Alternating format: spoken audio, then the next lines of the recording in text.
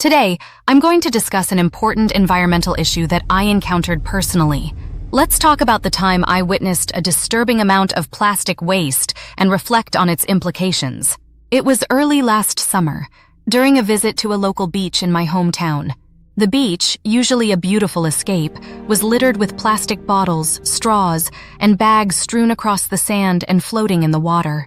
The reason behind this mess? It was right after a major holiday weekend, combined with the beach's popularity as a tourist destination. The influx of visitors, many consuming products packaged in plastic, contributed heavily to the waste I saw. Seeing this, I couldn't just stand by. Along with a group of other concerned visitors, we started collecting the plastic waste. Together, we managed to fill several bags and sort them for recycling where possible.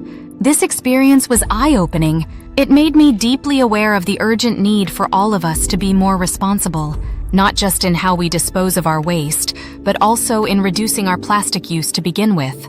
It's crucial we understand the impact of our choices, especially in natural settings that so many creatures call home. Let this be a reminder of the role we each play in safeguarding our planet. Thank you for watching. Let's make a change together. For more insights and discussions, don't forget to subscribe and hit that like button. See you in the next video.